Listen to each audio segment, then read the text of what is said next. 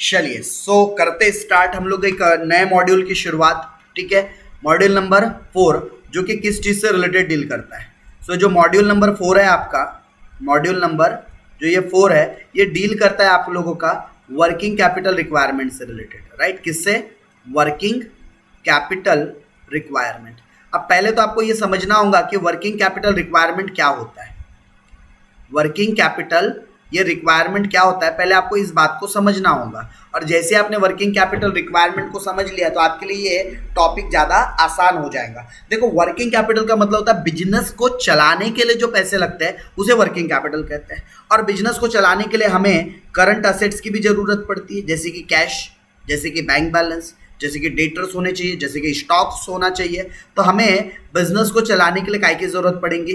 Current assets, जिसे हम क्या भी बोलते हैं, करंट असेट्स को दूसरे शब्दों में ग्रॉस वर्किंग कैपिटल भी कहा जाता है। क्या कहा जाता है? ग्रॉस वर्किंग कैपिटल कहा जाता है। राइट, और फिर इस ग्रॉस वर्किंग कैपिटल में से कुछ हमारे ऊपर करंट लाइबिलिटीज होती है, जो पैसा हमने वापस करना होता है एक ट्रेड साइकिल के अंदर, उसे हम क्या बोलते हैं? Current liabilities.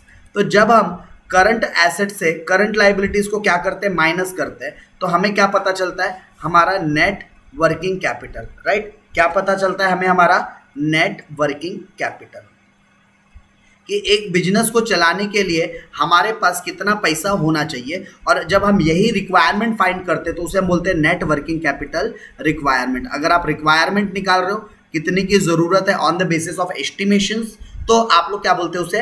Net working capital requirement. Right, और जब नेट वर्किंग कैपिटल रिक्वायरमेंट की जब बात आती है तो फिर यहाँ पर आप लोगों को एक और चीज़ है जो ऐड करना पड़ता है, जिसे हम नाम देते हैं क्वांटिजेंसी।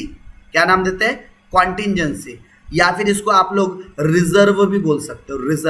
रिजर्व मतलब होता है कुछ पैसे बचा के रखना, या कुछ पैसे कंटिजेंसी, इमरजेंसीज के लिए फंड अपने पास रखना। करेक्ट, तो ये जो कंटिजेंसी रिजर्व है, समटाइम ये ग्रॉस वर्किंग कैपिटल पर भी निकालने के लिए बोल सकता है, समटाइम नेट वर्किंग कैपिटल पर भी निकालने के लिए बोल सकता है। जिस बेसिस पर निकालने के लिए बोलेगा आपने वो बेसिस का इस्तेमाल करना चाहिए। राइट, चलिए बढ़ते हैं आगे।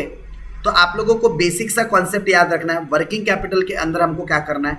Current assets minus current liabilities को क्या करना है? फाइंड करना है, और फिर उसको माइनस करते हुए चलना है। इसके लिए हम लोग ना क्या करेंगे? एक स्टेटमेंट प्रिपेयर करेंगे, और इस स्टेटमेंट को नाम देंगे statement of working capital requirement. क्या नाम देंगे? Statement of working capital requirement. चलिए, क्या कहता है ये स्टेटमेंट? ये स्टेटमेंट बोलता है बबुआ आपने क्या निकालना चाहिए? आपने निकालना चाहिए वर्किंग कैपिटल रिक्वायरमेंट। धंधा करने के लिए, व्यापार करने के लिए कितने पैसों की ज़रूरत है। तो ये स्टेटमेंट बनेगा कैसे? तो ये स्टेटमेंट बनेगा हमारी करंट असेट्स और करंट लाइबिलिटी के बेसिस पर। तो पहला कॉलम होगा पर्टिकुलर को लेकर।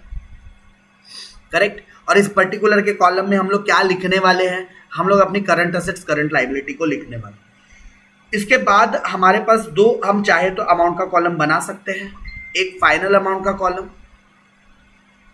ठीक है, एक वर्किंग नोट के पॉइंट ऑफ व्यू से, और एक टोटल अमाउंट का कॉलम।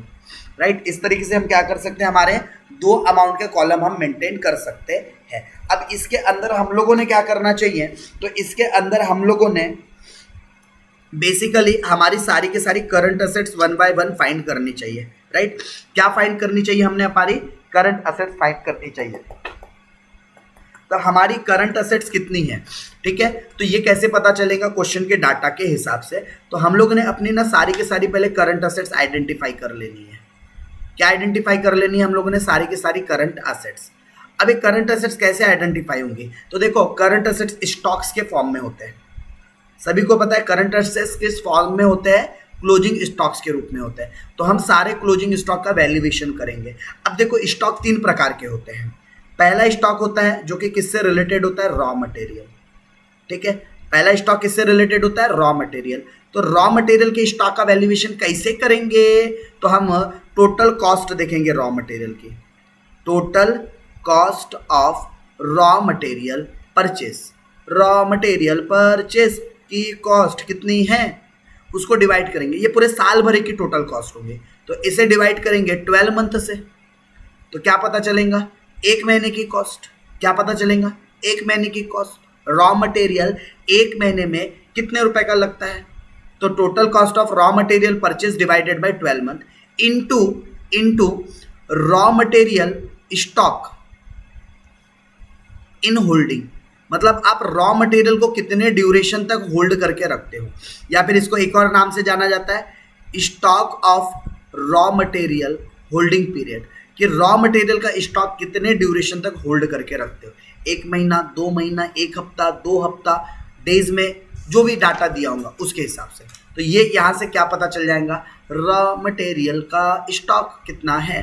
फिर इसके अलावा दूसरा जो स्टॉक देखना है हमने, वो देखना है वर्क इन प्रोग्रेस को लेकर। किसको, वर्क इन प्रोग्रेस। अब ये वर्क इन प्रोग्रेस का मतलब क्या होता है, कार्य प्रगति पर है, काम शुरू है लेकिन अभी खत्म हुआ नहीं है, राइट। तो वर्क इन प्रोग्रेस के अंदर 3 तरीके की चीजें आएंगी, एक तो रॉ मटेरियल आएगा, दूसरा लेबर की कॉस्ट आएंगी, और तीसरा ओवरहेड की कॉस्ट आएंगी, क्योंकि इन तीनों से मिलकर क्या बनता है, वर्क इन प्रोग्रेस बनता है, क्योंकि वर्क इन प्रोग्रेस में तीनों चीज यूज की हुई है। तो हमें वर्क इन प्रोग्रेस का पहले स्टॉक इन पीरियड समझना पड़ेगा कि जो वर्क इन प्रोग्रेस में गुड्स कितने ड्यूरेशन तक होल्ड रहती है। तो यहाँ पर जैसे अगर आप रॉ मटेरियल के लिए निकाल रहे हो, तो आप रॉ मटेरियल कंज्यूम्ड की अमाउंट निकाल दो कि रॉ मटेरियल कितना कंज्यूम किया, डिवाइडेड बाई ये अगर 12 महीने की अमाउंट है, ये अगर 12 महीने की अमाउंट है तो मल्टीप्लाई कर लेना जो भी स्टॉक ऑफ WIP का होल्डिंग पीरियड होगा, stock of WIP holding period, उससे मल्टीप्लाइड कर देना। और समटाइम क्वेश्चन में बोलता है कि रॉ मटेरियल 50% लेवल पर WIP में रखा है, 80%, तो जितना परसेंट क्वेश्चन में बोलेगा उतने परसेंट से मल्टीप्लाइड कर देना। सेम बात यहाँ पर, पहले आप टोटल जो भी लेबर की कॉस्ट है, लेबर की कॉस्ट डिवाइडेड बाय 12 महीने, ठीक है, इनटू जो भी आप लोगों का स्टॉक ऑफ WIP का होल्डिंग पीरियड होगा, उस होल्डिंग पीरियड से क्या कर देंगे, मल्टीप्लाइड इनटू जो भी आपको परसेंटेज क्वेश्चन में गिवन होगा वो। और सेम बात ओवरहेड पर भी लागू होती है कि ओवरहेड की जो कॉस्ट है, ठीक है, ओवरहेड की जो कॉस्ट है divided by 12 month into stock of overhead holding period, जो भी आपका stock of WIP, sorry not overhead, stock of WIP का जो भी होल्डिंग पीरियड है इनटू जो भी परसेंटेज, ठीक है, दिया होगा क्वेश्चन में, उससे मल्टीप्लाइड कर देंगे। तो क्या पता चल जाएगा, वर्क इन प्रोग्रेस, राइट। चलिए अब इसके अलावा अब आप लोगों को ध्यान देना है, क्या ध्यान देना है, फिनिश गुड्स। अब तीसरी और जो आखिरी स्टॉक होती है वो होती है फिनिश गुड्स। तो ध्यान देना, फिनिश गुड्स कौन से बेसिस पर बोला है, कॉस्ट ऑफ प्रोडक्शन के बेसिस पर बोला है, टोटल कॉस्ट के बेसिस पर बोला है, या कोई और कॉस्ट के। तो क्वेश्चन रीड करना है भाई, बच्चे पता नहीं अब क्या उनके दिमाग में चलते रहता है, या वो लोग ऐसा पूरा रट के चले जाते हैं, पता नहीं। देखो क्वेश्चन में अगर कभी बेस चेंज करता है, जैसे मान लो नॉर्मल फेज में हम लोग फिनिश गुड्स कैसे निकालते हैं, जो भी टोटल कॉस्ट है, total cost divided by 12 month, ठीक है, into stock of finish goods, stock of finish goods holding period, तो जो भी उसका होल्डिंग पीरियड था वो, ठीक है। अब समटाइम क्या होता है, टोटल कॉस्ट की जगह कॉस्ट ऑफ प्रोडक्शन बोल देता है, क्या बोलता है, cost of production, cost of production. तो टोटल कॉस्ट की जगह क्या लेने का, कॉस्ट ऑफ प्रोडक्शन। और कॉस्ट ऑफ प्रोडक्शन कैसे निकलता है, तो प्राइम कॉस्ट में आप फैक्ट्री वेजेस को या फैक्ट्री ओवरहेड को ऐड करते हो और ऑफिस ओवरहेड को ऐड करते हो, तो आपको कॉस्ट ऑफ प्रोडक्शन मिलता है। तो कॉस्ट ऑफ प्रोडक्शन की हम डिटेल कहाँ सीखते हैं, कॉस्ट ऑफ प्रोडक्शन की डिटेल हम लोग कॉस्ट शीट बनाते समय सीखते हैं, राइट। तो आप लोगों को क्वेश्चन में क्या बोला है ये समझना है, और जो बोला है उसके अकॉर्डिंगली कैलकुलेट करना है, राइट। तो फिनिश गुड्स का आप लोगों को ये इस तरीके से कैलकुलेशन करना पड़ेगा। उसके अलावा आप लोगों को डेटर्स के बारे में बोलता है। फिर से डेटर्स के मामले में 2 ओपिनियन है, या तो ये ऑन क्रेडिट सेल के बेसिस पर निकलेगा, या फिर ये टोटल कॉस्ट के बेसिस पर निकलेगा, या तो ये total cost of goods sold COGS के बेसिस पर निकलेगा, ठीक है। तो कैसे निकलेगा, तो मैं पहले टोटल क्रेडिट सेल के बेसिस पर बता रहा हूं। तो total credit sale divided by 12 month into debtor holding period, मतलब डेटर होल्डिंग पीरियड, या इसको हम लोग क्या भी बोल सकते हैं, डेटर क्रेडिट पीरियड, कि डेटर को कितना क्रेडिट पीरियड अलाउ किया गया था। और जितना पीरियड अलाउड किया गया था उससे आप क्या कर दो, मल्टीप्लाई। अच्छा, कई बार क्या होता है, क्वेश्चन में बताता है कि जैसे टोटल सेल क्रेडिट में है, लेकिन उसका 80% ही आप लोगों को क्रेडिट सेल है, बाकी 20% इमीडिएटली मिल गया। तो ऐसे केस में अगर 80% क्रेडिट सेल है आपके टोटल सेल का 80%, तो आप क्या भी कर सकते हो, यहाँ टोटल सेल से कैलकुलेशन करो और एट द एंड 80% मल्टीप्लाइड कर सकते हो। अच्छा, अगर COGS के बेसिस पर निकालना है तो कैसे निकलेगा, तो जो भी आपका टोटल COGS आया था डिवाइडेड बाय 12 मंथ्स, ठीक है, into debtor credit period, debtor credit period, तो आपको क्या पता चल जाएगा, आपके डेटर की वैल्यू पता चल जाएगी, राइट। क्या पता चल जाएंगे आपको, आपके डेटर की वैल्यू। अच्छा, इसी तरीके से आप लोगों को डेटर के बाद और एक असेट्स निकालना पड़ सकता है, और वो है प्रीपेड एक्सपेंसेस, क्योंकि प्रीपेड एक्सपेंसेस भी आपके करंट असेट्स होती है। तो क्वेश्चन में अगर प्रीपेड एक्सपेंसेस के बारे में जानकारी दिया है तो वो निकालने का, जैसे मैं बोलता हूँ एक एग्जांपल के लिए एडवर्टीजमेंट का खर्चा दिया था, ठीक है, एक एग्जांपल के लिए टोटल कॉस्ट दी हुई थी कुछ तो भी, और ये टोटल कॉस्ट 12 महीने की, तो डिवाइडेड बाय 12 महीने करते हैं। इसमें से जितने महीने प्रीपेड्स है उन प्रीपेड मंथ से मल्टीप्लाइड कर देना, जितने भी मंथ क्या है प्रीपेड रखना है उस प्रीपेड मंथ से क्या कर दोगे आप, मल्टीप्लाइड कर दोगे, तो आपको क्या पता चल जाएगा, आपको पता चल जाएगा प्रीपेड एक्सपेंसेस कितना आ रहा है। अच्छा, इसके अलावा cash and cash equivalent, cash and cash equivalent, cash and cash equivalent, right, यानी कि आपको कैश बैलेंस गिवन है या फिर आप लोगों को बैंक बैलेंस गिवन है, तो आप लोगों ने ये भी अमाउंट अपने करंट असेट्स के अंदर ही कंसिडर्ड करनी है, राइट। कहाँ कंसिडर्ड करनी है, करंट असेट्स के अंदर। तो ये सारा टोटल होने के बाद आपको क्या पता चल जाएगा, टोटल करंट एसेट्स, ठीक है, टोटल करंट असेट्स, जिसे आप लोग ग्रॉस वर्किंग कैपिटल भी बोलते हो, राइट। क्या बोलते हैं इसे आप लोग, ग्रॉस वर्किंग कैपिटल। और जैसे ही ग्रॉस वर्किंग कैपिटल आ जाएगा इसमें से आप लेस करना शुरू करेंगे। क्या लेस करना शुरू करेंगे, अब यहाँ से करंट लाइबिलिटी माइनस होना शुरू हो जाती है, और करंट लाइबिलिटी में आप लोगों के पास क्या क्या लाइबिलिटी आएगा, तो जो सबसे पहला और जो फोरमोस्ट लाइबिलिटी है वो है क्रेडिटर को लेकर, ठीक है। पहली लाइबिलिटी किसको लेकर है, क्रेडिटर को लेकर है। अच्छा, फिर क्रेडिटर के अलावा दूसरी लाइबिलिटी किसको लेकर है, तो कोई एक्सपेंसेस जो आउटस्टैंडिंग है, आउटस्टैंडिंग एक्सपेंसेस, राइट। तो जितने भी खर्चे जिसका पेमेंट करना बाकी है उसी को हम लोग क्या बोलते हैं, अपना आउटस्टैंडिंग एक्सपेंसेस। तो जितने भी देयताएं मतलब कि लाइबिलिटीज जो कि पेएबल है वो सब आपके करंट लाइबिलिटीज के अंदर आने वाली है। अब आउटस्टैंडिंग एक्सपेंसेस के अंदर आपका वेजेस भी आ जाता है लैग इन पेमेंट के नाम से, करेक्ट। ओवरहेड भी आ जाता है आप लोगों का।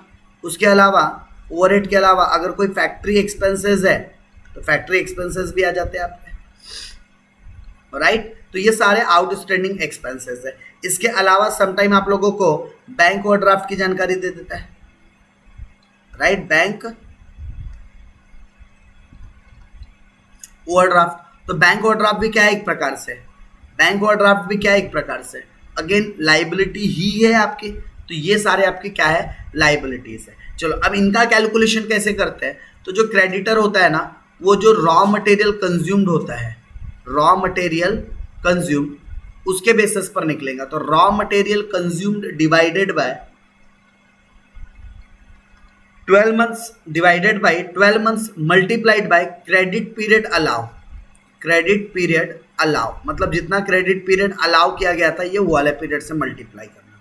अच्छा, वेजेस के लिए भी कैसे निकलेगा, तो जो भी आपको वेजेस की कॉस्ट दी होंगी, जो भी आपको डायरेक्ट वेजेस की कॉस्ट दी होंगी divided by 12 month into, divided by 12 month into जितने भी मंथ का लैग इन पेमेंट हो रहा है, लैग इन पेमेंट, राइट, लैग इन पेमेंट। तो ये आप लोगों को क्या पता चल जाएगा, वेजेस आउटस्टैंडिंग कितना आता है। सेम बात किसके लिए लागू होती है, फैक्ट्री ओवरहेड के लिए, और सेम बात किसके लिए, बैंक ओवरड्राफ्ट, ठीक है। अच्छा, यहाँ ऑफिस ओवरहेड नहीं आया क्या, सेम बातें ऑफिस ओवरहेड पर भी लागू होती है,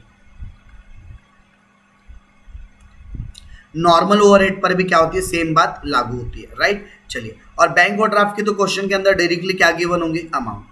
तो इस तरीके से आपको क्या पता चल जाएगा जब टोटल मारोगे, तो total current liability,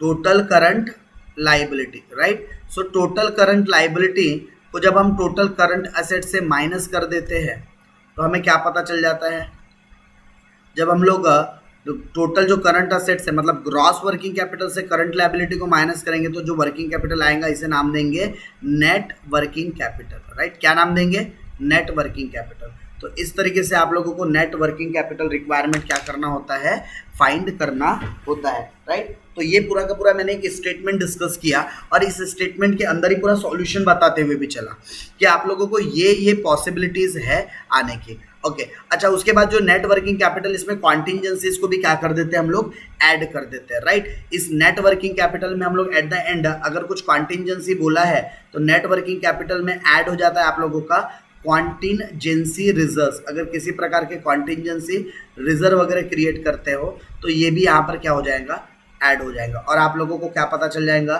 net working capital after adjustment, after adjustments, right. चलिए, तो इस तरीके से आप लोगों को net working capital after adjustment लेना चाहिए। और यहां पर आप लोगों का वर्किंग कैपिटल रिक्वायरमेंट का ओवरऑल कॉन्सेप्ट क्या होता है, खत्म होता है, करेक्ट। तो हम लोग आगे बढ़ेंगे और इसके कुछ क्वेश्चंस एंड सॉल्यूशंस के ऊपर क्या करने वाले हैं, डिस्कशंस करने वाले हैं, राइट। तो आप लोगों का वर्किंग कैपिटल रिक्वायरमेंट को लेकर कॉन्सेप्ट यहीं पर क्या होता है, खत्म। और आप लोगों को इसके बाद क्या करना है, इसके बाद आप लोगों को इसी से related numerical questions and solutions की तरफ आगे बढ़ना है।